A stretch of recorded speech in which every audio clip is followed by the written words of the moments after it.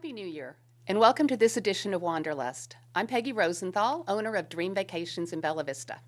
And I'm Debbie Corwin, owner of NWA Getaways Dream Vacations in Springdale.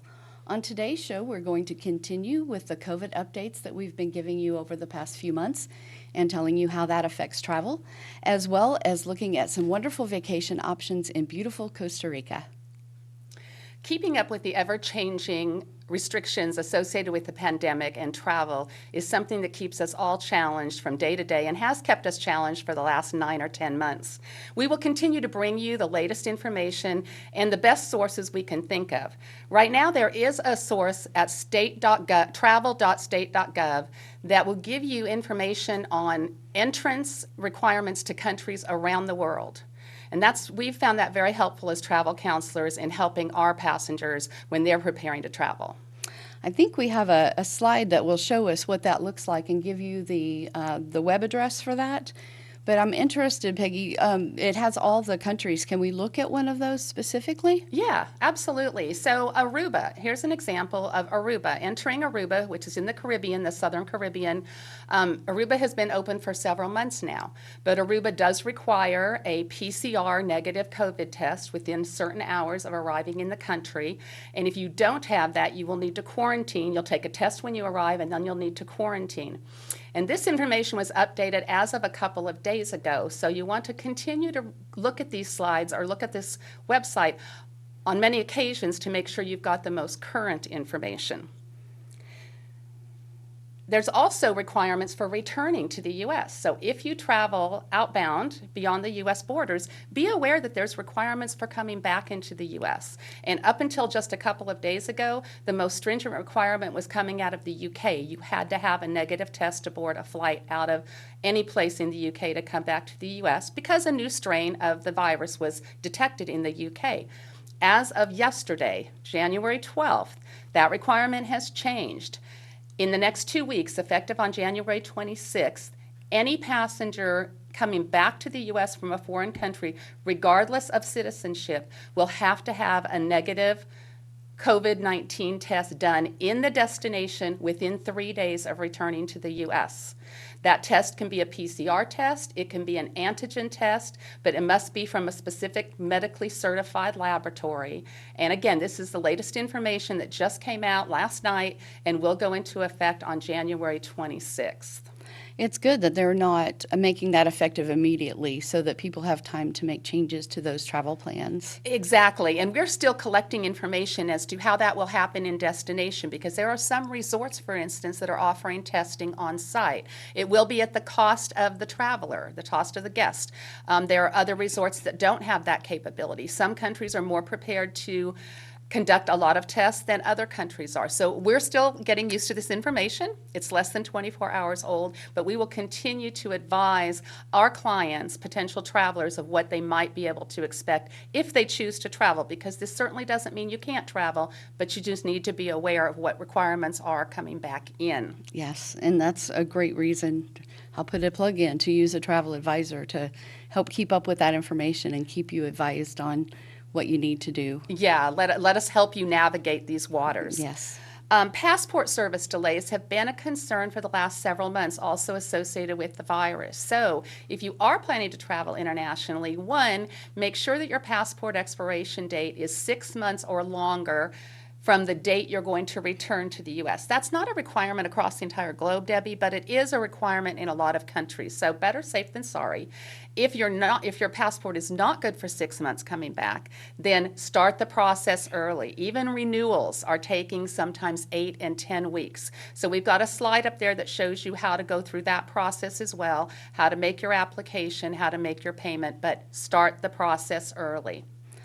Yes, and even sometimes when a country does not require that 6-month expiration date, sometimes the airline people don't know that, and so they're just looking at passport numbers and not paying close attention, and they might deny you boarding if you don't have that. Exactly. So again, better to be safe than sorry. Even travel within the U.S. has some specific restrictions. So it's handled state by state. So for instance, going into Massachusetts, you have to self-quarantine. Go into Alaska, you have to self-quarantine. But other states have open borders, so to speak. So again, you want to check state by state. There are a lot of sources on the internet that will give you the latest information. Again, this information changes a lot, as we both know, but there are sources to tell you, even if you're crossing state lines and you have a license plate from a certain state, you can be stopped and turned back, even if you're just transiting that state. So let's say you're going from Arkansas to Florida, but you have to cross Alabama, and Alabama has restrictions. They could turn you away at the border. So again, be very up to date on even travel within the United States can be very, very specific right now. I was talking to somebody yesterday who has parents in Georgia and North Carolina, I believe, and they go back and forth between the two because of their jobs. And there are some restrictions as far as not being out on the roads between 11 p.m. and 5 a.m. And so those are even some things that you need to be aware of when you're out there. Yeah, so curfews, and in effect, a curfew. Yes. That's good to know. That's good information, Debbie. Yeah. Well, as you can see, it is difficult to keep up with everything, but that is what your travel advisor is for. Thank you so much for that update. And now we are going to go to a break.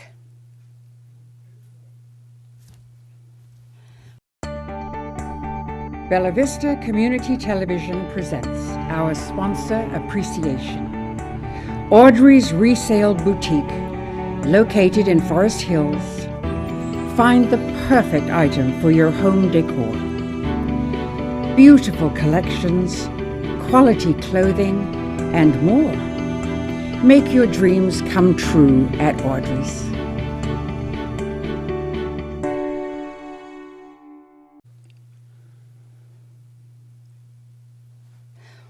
Welcome back. Now we'd like to share with you some information about traveling to Costa Rica. There are so many features that I love about Costa Rica that are shared with Hawaii. And for instance, beaches, rainforest, volcanoes, waterfalls, those are all things that people seek out when they go to Hawaii. But Costa Rica is, number one, closer to get to, and number two, it's a lot less expensive than Hawaii. So, oh, Peggy, Yeah. tell us. I'm so sorry. Well, Tell us about who Costa Rica is perfect for. That's a good segue, though, because I like the comparison because it really does offer the same things that Hawaii does, but it is so much less expensive, so it makes it a good family option. So Costa Rica is great for families. There are things for the youngest clear up to the oldest to do. Lots of opportunity to hike. You mentioned rainforest. Lots of hiking, lots of natural bridges, lots of things that families can do that don't necessarily cost a lot of additional money.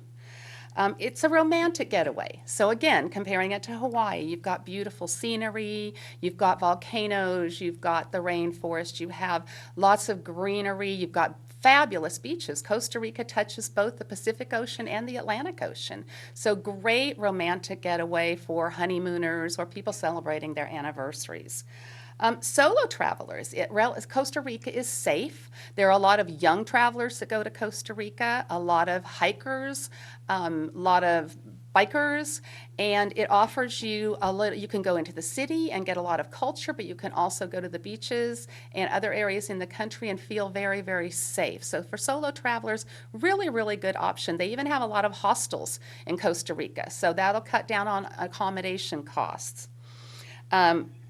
Groups. Costa Rica is great for groups because Debbie's going to take you through a few potential tours you could take in Costa Rica, but there's all kinds of things like whitewater rafting and zip lining and all of the things that groups just get really excited about doing. And then wildlife lovers, I mentioned a little bit about your hikers and your bikers and your opportunity to see all kinds of landscape. And so people who enjoy the outdoors will have the fauna and flora that you can get, again, in Hawaii, but much closer and at a much better price point in Costa Rica. Awesome. Those are a lot of things that attract my clients there. And really the wildlife is one big one that I always hear. I want to see the monkeys and different things that people want to see. Yes, so. yeah, actually, yeah, wildlife is a fabulous thing there, so you bet. Yeah. So we are going to share just a few sample vacation packages just to give you an idea and whet your appetite a little bit about Costa Rica. So the first one is a family adventure trip, and this is a 7-night, 8-day trip. And so the first day is just going to be spent flying into your location and transferring to your hotel.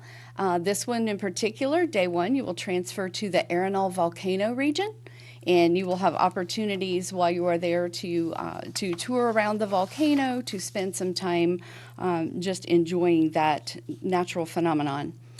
On day two, we're going to send you on a safari float trip. This is not the whitewater rafting type trip. This is just a nice float where you're going to have an opportunity to see a lot of wildlife, a lot of different beauty of the trees and the flowers and everything else while you're floating down the river. On day three, Costa Rica is famous for their hanging bridges, and these are a ton of fun to go across. A little bit scary, I thought, but it's a lot of fun, and you just get some beautiful views as you're traveling across those bridges. And then also a waterfall that day. So they have some gorgeous waterfalls in Costa Rica, and I have some personal pictures that you'll be seeing here in a little bit of some waterfalls that we saw when we were there. On day four, we're going to leave the Arenal region, and we are going to go to a beach resort. So you are going to get some relaxed time now. You've had a little bit of adventure, but now we're going to do just a little bit of relaxing at the beach resort. And day five, we are just going to spend a free day there, relaxing, enjoying the pool, enjoying the beach, having somebody bring us our drinks and wait on us hand and foot while we are just relaxing. On day six, the Diamante Eco Park Adventure Pass. This is where you have a lot of cultural exhibits. You have a lot of wildlife, dune buggy or ATV rides, zip lining, just all kind of fun things for all ages in the family. And then on day 7, we're going to start the morning with a catamaran cruise. And then we are going to have a free day the rest of the day to relax and pack up and get ready. And then the next morning we'll be flying home. What a great tour. That's one I want to take. I was actually supposed to go to Costa Rica twice last year, and both trips got canceled due to COVID. So I'm looking forward to my trip to Costa Rica. I love the picture of the sloth. That is the one animal that everybody asks about when we talk about Costa Rica. Will I see a sloth? And the answer is probably. One of the other things that is really popular in Costa Rica is fishing. Deep sea fishing is huge in Costa Rica, and that's certainly an excursion that you could add on to your tour. Maybe that last afternoon when you have the day free, you could do some deep sea fishing. It's a very, very, very popular sport in Costa Rica, and this time of year, December to April, is the best fishing season. I agree. And that's another good one that I've had families add as well is surfing lessons. Yeah. So it's not something that we get much of an opportunity to do here in Northwest Arkansas. And so it was a family of teenagers, and those teenagers wanted to learn how to surf. Great idea. So, yeah, Great add-on. There's a lot of free time that you can add on anything you're interested in. Absolutely. I agree. So our next trip we're going to talk about is maybe a honeymoon or an anniversary or something like that, just something romantic for the two of you. So in the first day, we are going to arrive in Uvita, and we are going to be in a boutique hotel that is adult only, very private, very quiet, and very beautiful. So you can see that nice pool she's relaxing in, and I think I see a drink in her hand. I think you do. The next day, we're just going to have a free day to relax on the beach, spend time together, taking long walks, whatever it is you want to do. If you want a little more adventure, we can add those excursions in as well. But it's just there for you to relax. And on the third day, snorkeling. That's something that we haven't talked about yet, is snorkeling. There is some great snorkeling in Costa Rica. We were on a resort that was on Papagayo Bay. We snorkeled right off the beach, and we saw a lot of great stuff. On day 4, we're going to have another free day for excursions, free day for relaxing or the beach, for hanging out in the hot tub, whatever it is that you want to do. And then day 5, we are going to send this couple back to the Arenal region, and so they can get a little volcano time in as well. On day 6, how about a couple's cooking class? Doesn't that sound like fun? It does. So I need to tell you about chili guaro while we're talking about cooking. It is not food, but it is like the national drink of Costa Rica. And it's a shot, and it's made with their national liquor, which is called guaro. And it tastes a lot like a Bloody Mary shot. And it's very, very good. So if you go to Costa Rica, I highly recommend that you try at least one chili guaro, and I don't think you'll be able to stop there. On day 7, we are going to have a little bit of adventure with this couple and do some whitewater rafting. And so now this time we're not that nice safari float down the river. We are having a good time with the whitewater and just trying to stay upright. Mm-hmm. And then that's our last night. We go home and pack, and the next day fly home. Wow, another good tour, great for couples. Another option, if you don't want to go with an organized tour to Costa Rica, and both of those are great options to see quite a lot of the country, is to book an all-inclusive resort. So we've talked to you before in our other editions about all-inclusive resorts in Mexico and Jamaica, and I think we might have talked about Antigua a bit. But here in Costa Rica, they also have all-inclusive resorts. Some of the big-name resorts like Dreams and Secrets are there. And I know, Debbie, you've gone on a trip to Costa Rica, as has my husband and business partner, Stephen. And so we've got a video right now that'll kind of take you through some of the personal pictures that they took on their trip amongst the all-inclusive resorts in Costa Rica.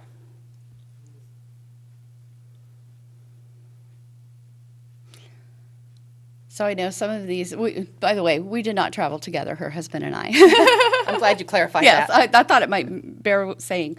But these are just some photos that each of us separately took around the resorts that we visited or stayed at. So mine was more of a vacation, and I know Stephen visited several resorts. He did. Stephen did several, both all-inclusive and not all-inclusive. So Andaz, which is a boutique division of Hyatt Hotels, is not an all-inclusive resort, but a lovely, lovely resort with great cuisine and beautiful rooms and top-notch service. But he also stayed at Dreams and Secrets. And again, back to my trip, you can tell I'm a little bit upset about missing 2 trips last year. We were going to be at Secrets in Papagayo.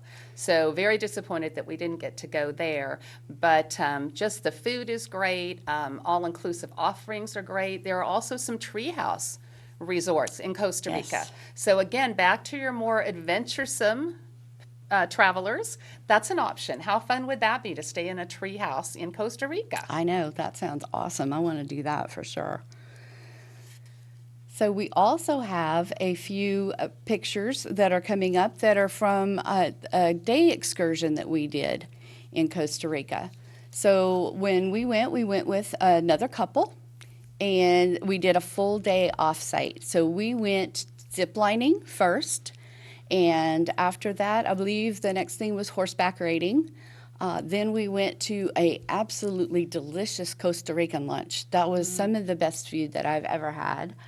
And then we went and did some of those hanging bridges, which, like I said, it was a little scary. But then we went to Miravalles volcano, and we were doing a hot mud. That's my husband covered in the mud, hot mud from the volcano. Then they took us to this waterfall that we were able to jump in. And then we went to, I believe, another waterfall that was just a nice place for a swimming hole. And just enjoyed an hour or so there. So it was just a nice relaxing end to what was a very, very busy day. Wow. So, yeah. Looks like a fabulous day away. It was. So as you can see, a Costa Rica vacation can be as relaxing or as adventurous as you want it to be. And your travel professional can help you plan whichever end of the spectrum you're on. But keep it in mind for future travel when you're ready to travel. So we're ready for our question of the month. This question comes from Barb, and she says, if my pre-travel COVID test comes back positive, can I get my money back? That's a good question, and I actually hear that a lot. And people will get upset if they can't get their money back. And, I don't blame them. You don't want to lose 3, 4, however many thousands of dollars that you spent on your vacation just because you suddenly have a COVID test. But the right answer is that is what travel insurance is for. And so there are travel insurance options that are cancel for any reason. So if you change your mind at the last minute or your job says that you can't leave, something like that. But also there is travel protection that covers you for illnesses, any kind of a medical emergency that you can't travel. So if your a professional recommends travel protection, please consider that carefully, because it not only covers you canceling, it also covers you for international travel and your medical expenses while you're in another country, because a lot of U.S. health insurance does not cover international travel. Or if it does, it only covers a portion. There's not that write-off that, when you get the EOB from your doctor or whatever and they wrote off a portion, they don't do that internationally. So you could be liable for a large bill. Yeah, that's great points there, Debbie. Travel insurance is so important. It's important all of the time, but with pandemics and what we've seen over the past several months, it is just an investment that is so worth it so that you have peace of mind and you can enjoy your travel. Amen. I agree completely. So for this month, if you have a question, don't forget, you can submit it to wanderlustbvctv@gmail.com. Thank you for joining us today, and please come back and join us next month, and we will bring you the latest information in travel.